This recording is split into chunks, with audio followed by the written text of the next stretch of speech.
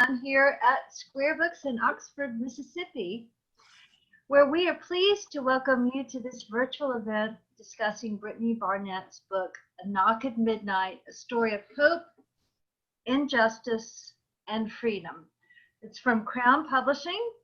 But first, we'll have some housekeeping and a few announcements if you'll bear with me.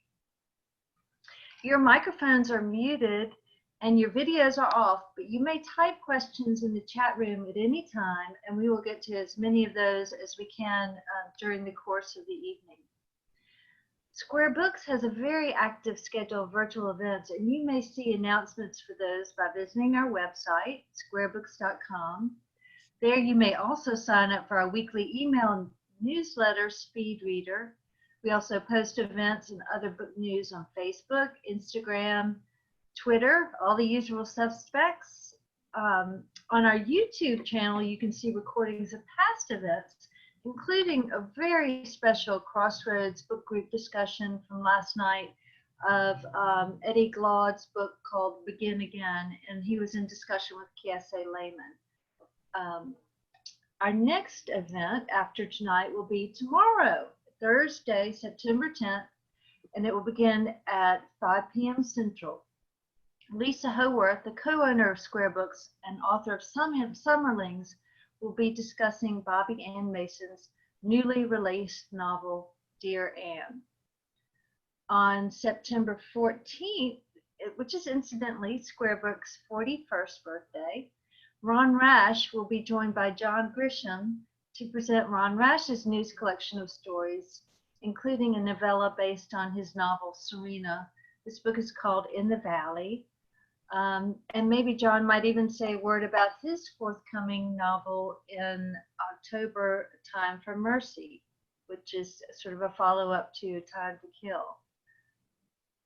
On September 16th, MO, known to us as Neil Walsh, and George Singleton will join us to discuss their new books, The Big Door Prize and George's You Want More. All of these events will be on Zoom. To join, send an email to rsvpsquarebooks.com with the book title or author in the subject line, and you will receive an email with a Zoom link 1 hour before the events begins, presumably like you did tonight. So enough of that, let's get to our main event tonight. Brittany Barnett is a CPA and attorney. While working for the prestigious accounting firm PricewaterhouseCoopers, she earned her law degree and became a successful corporate lawyer. While still a law student, she met Sharonda Jones, who was serving a life sentence for a minor drug offense. And then justice of Sharonda Jones' case struck a chord, a very personal chord with Brittany. And she began to work, formed a friendship, and began to work with her to have her released from prison. She went on to found the Buried Alive Project, which works to free those serving life without parole under federal drug sentencing rules, and Girls Embracing Mothers to help empower girls like herself who have mothers who have been incarcerated. She's founded several other organizations to help create a better, more just society. We could think of no better person to talk with Brittany about her book than Tucker Carrington, who is the founding director of the Innocence Project, the Mississippi Innocence Project, and clinic at the University of Mississippi School of Law. Their mission is to identify, investigate, and litigate actual claims of innocence by Mississippi prisoners, as well as advocate for systemic criminal justice reform. Tucker is also an author. He co-wrote with Bradley Balco, The Cadaver King and the Country Dentist, which is an investigation into a tragic miscarriage of justice and the different legal system that allowed or even encouraged it. We are so happy to be the first virtual event for Brittany Barnett's book. It's an amazing book. I have loved it, and it has given me like such, there's so much heartbreak, and but it's so hopeful too, and we're so lucky to have a person like Brittany Barnett in the world. And I'm just going to tell you what Sean Diddy Combs said about her, because this says how I feel too. Brittany is an angel on earth, and it's time for the world to see the full span of her wings. Welcome, Brittany. Thank you, Tucker, for being here. And thanks for all you do. Well, thank you, Lyn. And Brittany, first things first, congratulations. It's a wonderful book. I loved it. And I'm honored by Square Books to be asked to help moderate this event, but I'm really honored by you and the work that you do and the book that you wrote. I'm not quite sure how you did all those things and did them as well as you've done, but welcome to Oxford virtually. I know I speak for Square Books and Lyn and everybody else, Sammy and Richard. We hope you get here in person one day. Anyway, congratulations. I know yesterday must have been a terrific day. The reviews have been great. The sort of buzz around social media has been wonderful. So we're proud of you. Congratulations. Thank you. I think the way Brittany and I have talked a little bit briefly about how we're going to do this, and I think we're going to do it the way conventionally, sort of. Give Brittany the stage, let her talk about the book a little bit and read from 2 or 3 passages, I think, and maybe introduce those particular passages. And then I have a few questions that I was interested in that I think others would be interested in too. We can start there, and then we'll take questions sort of at the end. So Brittany, again, thank you so much for being with us. Proud of you, excited about the book. It's wonderful. And if you want, take it away. Well, first of all, thank you all. Thanks to Square Books for having me. This has been quite a remarkable journey, to say the least. A Knock at Midnight, a story of hope, justice, and freedom, details my upbringing as a young Black girl in rural East Texas, dealing with a mother who had a drug addiction and ultimately went to prison herself. And at the heart of this book, it's about my journey of discovering injustice in the courts, genius languishing behind bars, and it goes through and walks through with the journey just the transformation for me of the definition of freedom itself. Going through this book and having a journey with my clients, people who I consider are buried alive, it has been just such a remarkable experience, and I'm so grateful and honored that each of them trusted me with their lives. And even though I did work to help free them, they freed me too. And I really hope that that comes across in the book. It, at the end of the day, is a hopeful book and just shows that I truly believe that we can transform the system. And so I want to read from you all, to you all, from the book. Still feels surreal to hold it in my hands. It was such a labor of love. So I'm going to start with just reading the prologue, and it'll really give you a sense, I hope, of how quickly the system can snare a person and steal their lives, and a sense of, I hope, how proximity to the issue really sets deep feelings and emotions within a person's core. So I'm reading to you from the prologue of the book. On the last day of her trial, Sharonda found a parking spot with a 2-hour limit across from the courthouse. Early, she sat for a few minutes, admiring the blackbirds lining the branches of a small elm on the corner, both birds and tree, against the crisp Dallas sky. People complained about the birds, said they were too noisy, but Sharonda admired their tenacity. And they looked pretty, fanned out on the tree branches like that. It was late summer, but the air was still cool from the air conditioning in her car, and she shivered a little in her light blazer. As on every weekday morning, she'd been up since 4 to prep cook at her soul food restaurant, Cooking on the Mar, and she relished a few quiet moments in the car. She had no way of knowing that these private moments of peace would be her last for a long, long time. Now that her trial was finally ending, Sharonda felt relieved. It had been an ordeal, but at least it was over.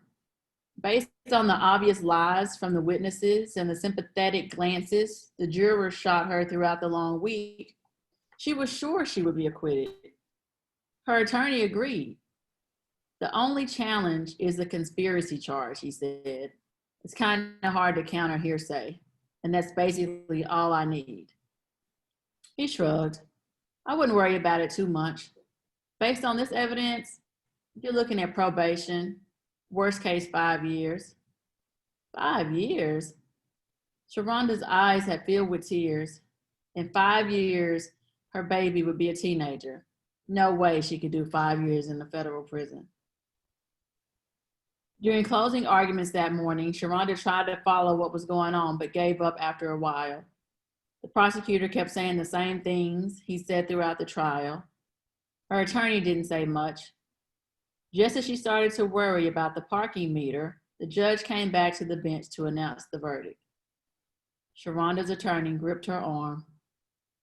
The marshals just came in the back, he whispered gently. No matter what happens, stay calm. What? Sharonda looked at him, not understanding. Then her stomach dropped. She never saw her purse, her car, her restaurant again. By the time Sharonda was able to set eyes on her daughter as a free woman, Clenisha was 24 years old and a mother herself. I first saw Sharonda Jones in a YouTube video, hair half up, neatly pressed, dimples like dimes. Her boxy tan top could pass for a Dickies work shirt in that early 90s style. And at first glance, she looked like any beautiful young woman on her way to class, to work, to see a movie with her girls. But the beige brick wall behind her had no windows, and there was a number printed on a white sticker above her left chest pocket. Sharonda wasn't on her way anywhere. She was a woman in federal prison, serving the harshest sentence possible in America short of execution, life without the possibility of parole. How could such a beautiful, vibrant woman be spending the rest of her natural life in prison? In the video, the narrator decried a wrongful sentence for a drug offense. But surely there had to be something more to the story. Some history of violence, a lengthy criminal record. I adjusted my headphones and leaned closer to the laptop screen. It was late in the evening at Southern Methodist University Underwood Law Library, and only one other student sat with me at the mahogany table. A preppy-looking white guy who'd been staring blankly at the same torts textbook for over an hour. Off camera, the interviewer asked Sharonda a question about her daughter, Clenisha. Pain flickered over Sharonda's otherwise calm features, and she answered with a smile. My sister brings her to visit. Every time she comes, it's hard. She's grown up from an itty-bitty girl to an almost grown-up woman. I only get to see her once a month. She paused to compose herself and continued, her voice full of pride and conviction. My dream is just to show up at her school. I know they gave me life, but I just can't imagine not being at her graduation, her high school graduation. I just can't imagine me not being there. On screen, the camera zoomed for a close-up of the number on Sharonda's tan prison uniform before panning back up to her face. My breath caught in my chest. I flipped my laptop shut and sat frozen in my seat. The tort student looked at me curiously as I fought back tears. I understood all too well the emotions I saw flickering across Sharonda's face as she spoke longingly of her daughter. I stared straight ahead, breathing deeply, and tried to shake the 7-digit number burning in my brain. 137-4671. It wasn't Sharonda's number that haunted me.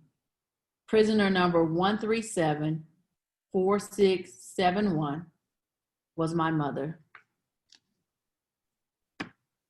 The next part I'm going to read is going to give you all a little insight into my mother and the underlying conditions that landed her in prison. I'm going to read from chapter 2 briefly. The chapter is called Hero on Ground Zero. Mama's addiction had brought with it a confusion that my 10-year-old mind couldn't fully comprehend. I was too young to process the urgent sense of responsibility and anxious worry that arises when a child is watching disaster unfold and arms reach away. I wanted to save her and protect her from drugs, to rescue her from this demon that had crept into our lives that wouldn't leave us alone. It didn't occur to me that I was the child and she was the mother, that the weight of her addiction was not mine to bear, or that I couldn't save her. When Mama went to rehab, it gave me hope and lifted some of that burden. I trusted that she was going to get better.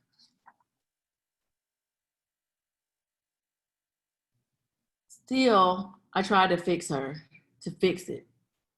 I would ask her to come to basketball games, school events, to walk down the road with my little sister Jazz and me for shakes and burgers. She wouldn't. When he wasn't working, my stepdad Billy came instead. More often than not, Mama didn't come. Billy's way of coping was to ignore her absence, to carry on as usual, to make sure Jazz and I were good. We didn't talk about any of it. We just carried on as if the center of our lives hadn't spun out of control.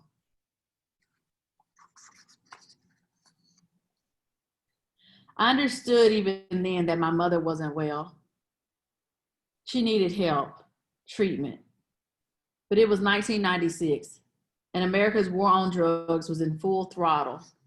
Resources for drug treatment were scant, and while money was being poured into law enforcement and prisons, people with addiction like Mama didn't stand a chance, and neither did their kids caught up on the front lines. That passage really begins a chapter that gives readers a lot of insight into addiction, but not just the person with the addiction, but just how that addiction impacts the whole family, in particular children. With that, and because of that addiction, my mother went to prison. And so the next chapter I'm going to read an excerpt from is called Pulling Chain. It's chapter 5. And it just talks about that very first visit between my mother and I when she first went to prison.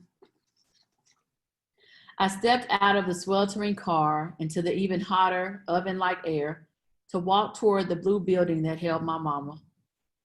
When I hit the button outside, the blue steel door, a gruff voice crackled back through the intercom. I said I was here for a visit. When the door opened, I entered a cramped space with 2 long tables with bins leading to a metal detector.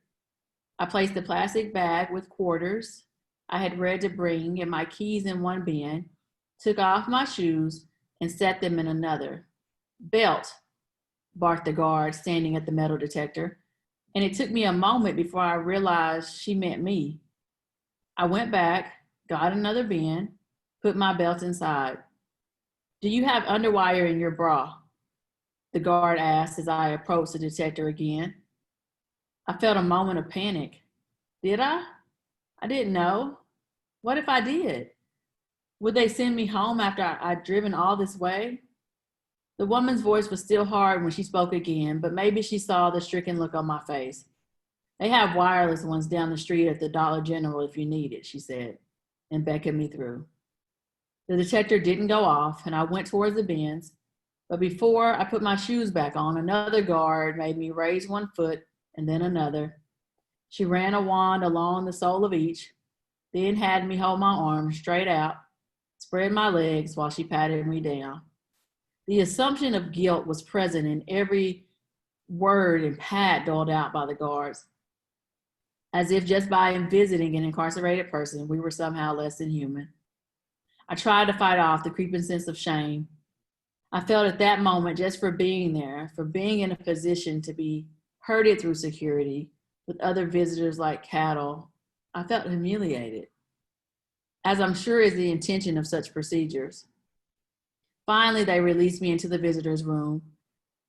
I exhaled a sigh of relief, not realizing until just then that I had been holding my breath. Anxiously, I scanned the tables in the cafeteria-like room, looking for Mama among the few women in white who sat waiting for their visitors. I didn't see her anywhere. I felt that rising sense of panic again, made worse by the nervous and feeling from the search I had just endured. The close, stale air, the jingle of the guards' keys, the scrape of plastic chairs. Finally, I approached a guard sitting behind a solo visiting table at the front of the room. "Who are you here to see?" she asked. "Evelyn Fulbright." "Name won't work. Inmate number." I stood taken aback for a second. Even though I'd already committed Mama's number to memory, everything about this place was dehumanizing. 137-4671. The woman glanced at her computer and beckoned another guard. "Dog pound." "Dog pound?" I followed the second guard around the corner, away from where the visitors and prisoners held hands across the table, to a narrow hallway lined with chairs pulled up to 6 windows. Mama was on the other side of one of them, waiting for our visit. As I saw the windows, I realized that all my hopes of touching her and hugging her were for naught. After pulling chain, incarcerated women in Texas are placed in virtual quarantine, known informally in prison speak as the dog pound. At night, they're warehoused in cells with up to 12 other women, while they're put through a series of tests, medical exams, psych evals, and others, and inducted into their new lives as prisoners in an institution. Mama wouldn't qualify for a contact visit for another 30 days. She hadn't known this, and neither should I. Mama was talking. I could see her lips moving, could hear her saying, "I'm so glad to see you, Britt," but I couldn't hear anything. We were separated by a cloud of thick, scratched plexiglass, 3 feet from each other, but completely isolated, each in our own world. That glass is deceptive. You might as well be on a separate planet from the person you're trying to see, to touch, to hold, to smell. I needed more, but I couldn't have it.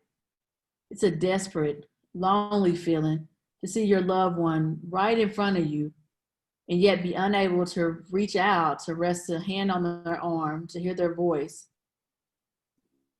As though she could hear my thoughts, Mama scooted up as close to the glass as she could. She raised her hand to it, pressing hard. She picked up her phone and I picked up mine. I rested my forehead on the glass and put my hand to hers. The battered plexiglass between us, a barrier to our maternal bond. Next to our palms was a smudged imprint of a tiny pair of lips where some other, younger child tried to reach their own mother before me. The sight almost broke me. In these chapters, I talk about just how dehumanizing the system of incarceration is and how, again, it not only impacts the person incarcerated, but it impacts the entire family, devastating communities. I go through this experience and I ended up going to law school and coming across Sharonda Jones's case, really studying and analyzing her case to see how she could get free, and realizing that the only option to free Sharonda Jones was going to be clemency from the President of the United States of America, which at the time was President Barack Obama. I'm going to read just a couple of paragraphs from a chapter called Plea for Mercy.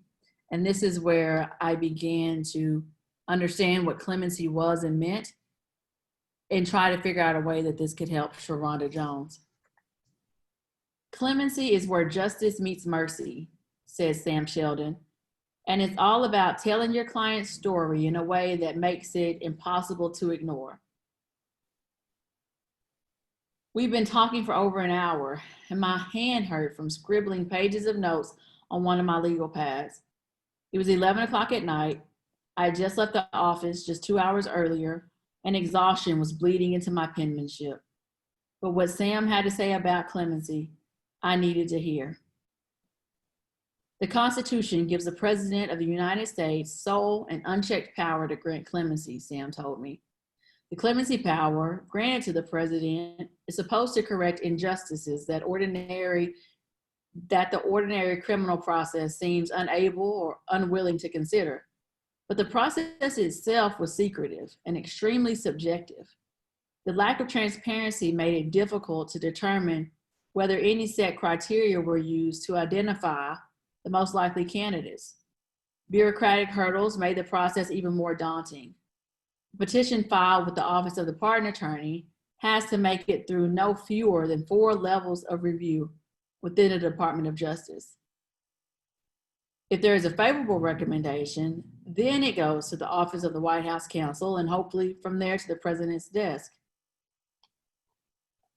The essential thing is the story, Sam explained. How can you get your client's story to stand out? You want to show tremendous rehabilitative efforts they made in prison. You should also show disparities in sentencing, but don't relitigate the case. You have to swallow every ounce of irregularities in the trial. The goal of the petition is to show they are deserving of mercy. Show they are deserving of mercy. Sam's advice echoed in my head after our call. My clients had all been incarcerated under drug laws that had since been deemed unfair and unconstitutional by the very system that now asked them to prove themselves exceptional. They were still standing, still psychologically and emotionally intact. After what they'd been through, that seemed qualification enough. But I had to follow Sam's blueprint. This was our only hope. So this chapter walks through the process and the steps I took for my very first clemency petitions. One being Sharonda Jones and one another client, Donald Marcus Clark.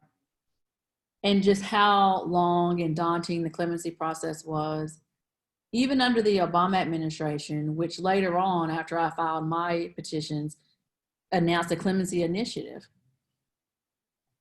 Graciously, I am very blessed to say that I had 7 clients that received clemency from President Barack Obama. And so this clemency process that I learned and became very intimate with paid off in a multitude of ways. But I'm going to read to you now from the last chapter of the book, chapter 17, A Dawn Will Come. And I want to talk about a client named Chris Young, who, as of today, is serving a life without parole sentence. At the age of 22, Chris was arrested and ultimately sentenced to life without parole, a sentence that even the federal judge did not want to hand down. But his hands were tied because the laws were mandatory.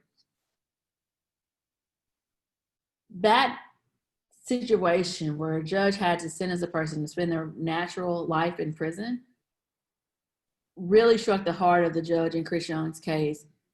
And the judge resigned. He resigned from a federal lifetime appointment and now works with me to help free Chris Young.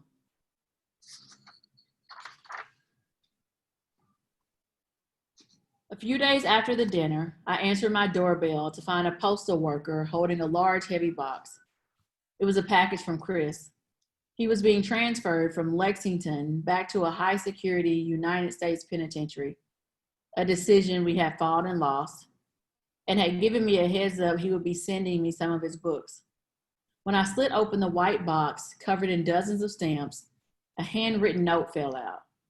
Please take care of these for me, Brittany. I don't want them messed up in the move. They're all I've got. Inside the package were some of Chris's favorite books. The topics ranged from quantum physics to philosophy to history to computer programming. Chris's margin notes covered almost every page, containing the brilliant seeds of projects and ideas both intellectual and practical, from the pen of a young man with little formal education. Seeing Chris's writing in the margins of the coding book, his meticulous notes signifying unflinching determination, I thought about what our creative minds could be doing if we weren't always fighting oppressive systems. I thought of a 15-year-old Chris standing on the block during the midnight hour, selling crack to survive, knowing he had so much more to offer the world. Long before steel dug into the skin of his wrist, Chris was handcuffed by a suffocating socioeconomic environment that offered no access to channels of opportunity. As I continued to leaf through the pages, reading Chris's lines of inquiry, noting how carefully he interrogated his own initial conclusions, I felt a surge of outrage. But that was soon followed by an overwhelming sense of hope. Here was an extraordinary American mind. Here was human intelligence in all of its beauty. Here was Chris's gift to the world, one that, once unchained, would benefit us all. Within the walls of America's prisons lies genius. Let us free it. And so I'm really hopeful that this book gives a heartbeat to the many, many people who are serving excessive draconian sentences, locked up every day in America in human cages. And hopefully this book offers education, insight, hope, and just that courage that we all need to speak up and drive impactful change. Brittany, you and I talked. I love those selections. That last one is just extraordinary. He's an extraordinary client. And I agree with you and really appreciate what you said at the outset, which is essentially, it's such a privilege to be able to represent people like him. I mean, it's true. You're doing him a service, providing him a service, but it's a two-way street. One of the things I wanted to ask you about, and Lyn mentioned this at the top, I'm going to switch gears in a way and get away from the client stories for a second. But one of the lovely things about the book is the hopefulness in it. And by loveliness, I mean, for those who haven't read it, it's some of the most lovely writing in the book. I want to ask you about that. I want to ask you about part one, the Nikki Giovanni quote that you start the part one with. And if I might just read it to people, Black love is Black wealth. And they'll probably talk about my hard childhood and never understand that all the while I was quite happy. Would you, if you don't mind, talk for a minute about that and about how, at least as I see it, that emotion or that feeling, I think, empowered you, probably personally, but also in writing the book. I just thought it's such a nice facet of the book. I think it's what underlies really the whole thing and gives it this hopeful, compassionate, triumphant tone, if you will. Can you just sort of talk about that? Yeah, absolutely. First of all, I love Nikki Giovanni. So the quote just resonated with me so much because Black love is Black wealth. And I had a difficult time in my childhood dealing and coping with my mom's addiction. But overall, we were surrounded by so much love from my mom, in spite of, from my extended family, that I think sometimes when people look at hard childhoods like that, they fail to take into account the complexity of human beings and nature and how we can be joyful and going through challenges at the same time. And that quote really resonated with me in a way that shows just the underlying foundation of love and that hopefulness of, even though I'm going through, you can find happiness. I say all the time that Black joy is a form of resistance. You say that towards the end, especially in relation to Black women. and taking care of yourselves. It's a lovely paragraph there towards the end. If for people on this Zoom call, look, the what you just said really resonates in the book. Some of the, as I said, to me anyway, some of this beautiful, heartfelt writing is about your childhood. So here's what I want you to do, if you don't mind. Tell us in just a couple sentences, what childhood, teenagehood, Texas country memory sticks out to you right now? What thing do you think about? Friday night football games and the basketball playoffs.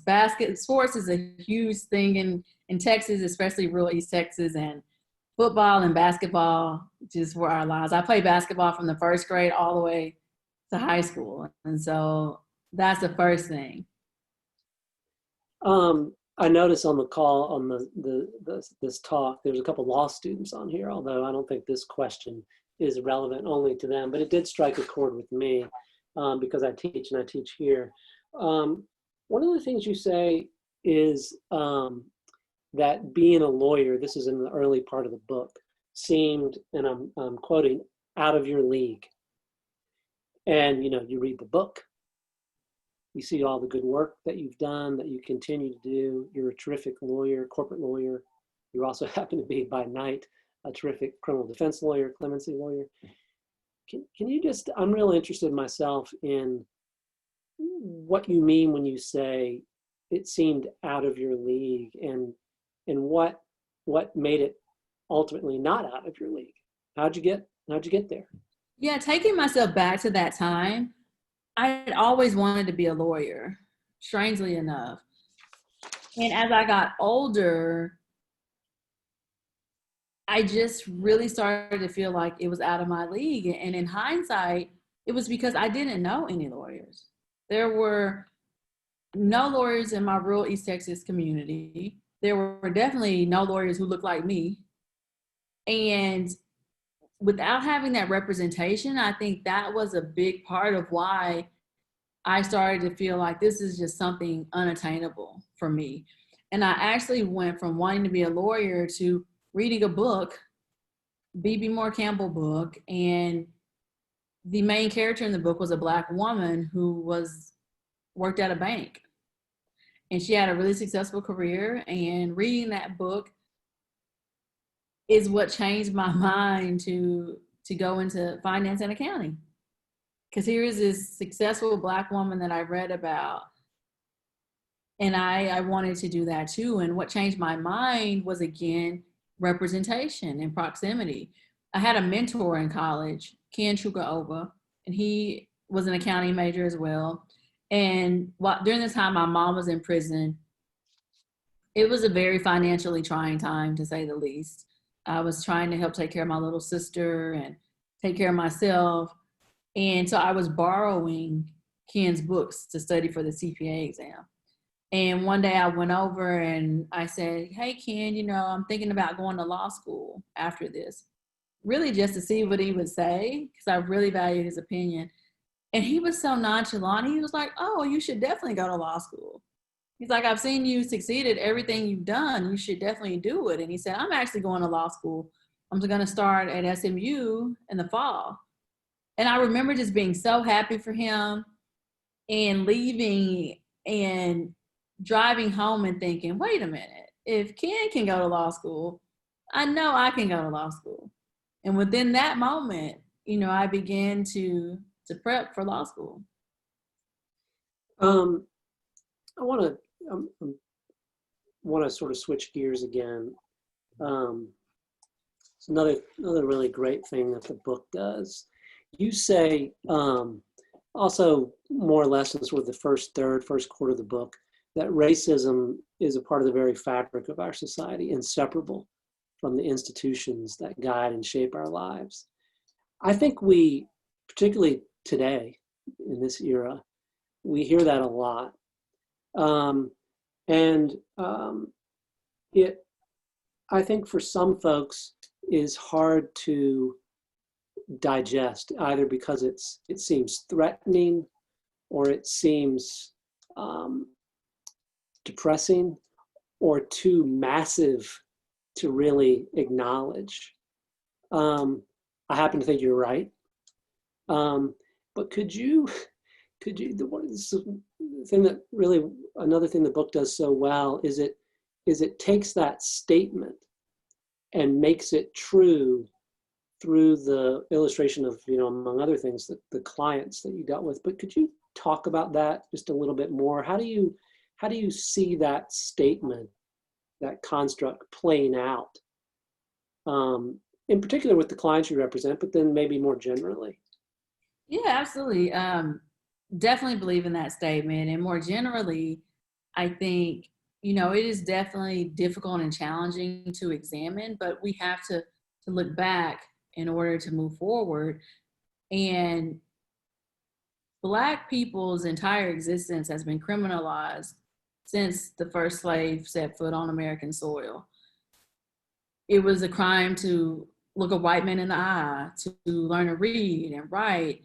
And then once slavery ended and we go into this post-slavery environment, then you have Black codes and Jim Crow laws. And it's just an evolution from slavery. And when I look into that and I look at the racial inequality of it all in the system, with my clients in particular, with federal drug sentencing, for example, in 1986, Congress passed the Anti-Drug Abuse Act. And in this act, it implemented not only mandatory minimums, but this huge disparity in sentencing between powder cocaine and crack cocaine. It's called the 100-to-1 ratio at the time. And what that meant was a person with 500 grams of powder cocaine would get the same sentence as a person with only 5 grams of crack cocaine. And as I discovered this and I was reading through this in law school, what shocked me was how disproportionate those sentences were. But not only that, but the fact that 85% or more of people convicted of these crack cocaine offenses were Black and brown. And as I studied and learned more, I know that crack and powder are 2 forms of the same drug. You can't even have crack without powder. And I studied these policy statements from the Sentencing Commission and just how all of these, there was no justification for this arbitrary ratio. There was no, surprisingly, legislative history for this law, this massive law. And looking at that and learning more about each of my clients' cases, who are all Black, interning for federal judges and seeing the powder cocaine cases come through and the sentences, while stiff, weren't as stiff, and then as the crack cases, and then seeing my clients who were sentenced to die in prison. There's no parole in federal prison. And so they lost their very lives behind this arbitrary ratio that disproportionately impacted Black and brown people. And that is just the reality, Tucker. That numbers don't lie. Looks like we have time for one more question, and I want to make sure I get this one in.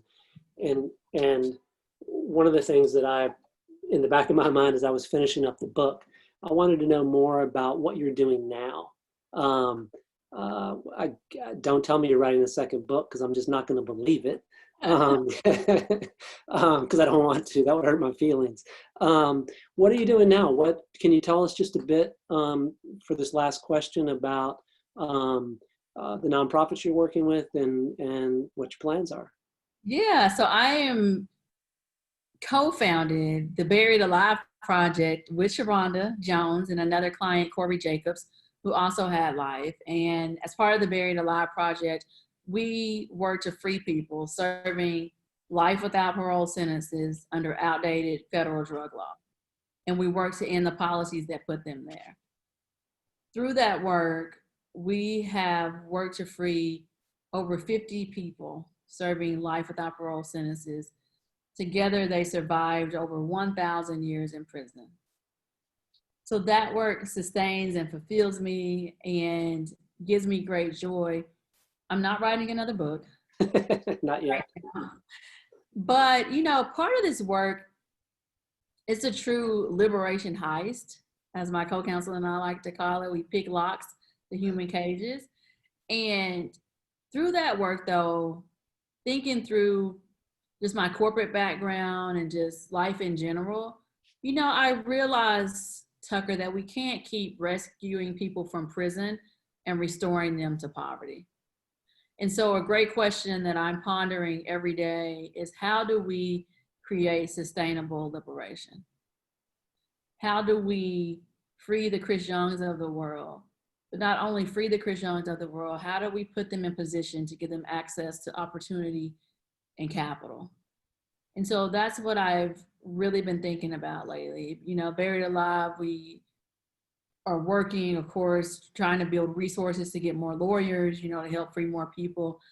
And during that time, like, I'm also trying to ponder this economic liberation aspect, this equity aspect, you know, of how do we really impact the community at scale. Well, it's been a pleasure for me to chat with you. More power to you. Keep up the good work. And I mean it. Congratulations on the book. It's really terrific.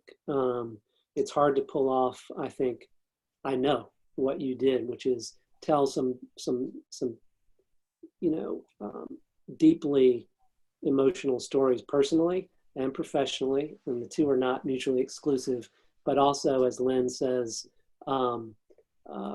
give us some hope at the same time. I'm really glad that you're doing the work you do.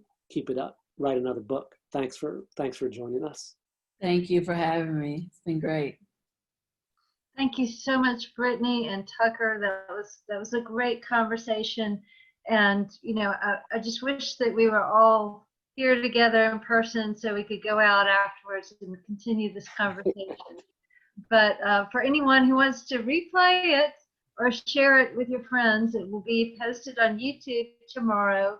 And we do have copies, and Brittany has signed made this lovely book plate inscription. So we have those available. Thank you. Congratulations, Brittany, and thank you for writing this book and sharing this story with us. And I truly do believe that you're making this world a better place. So thank you. Thanks, Tucker. Good night, Thanks, everybody. everyone. Thanks, Brittany. Have a good night. Thanks, Square Books.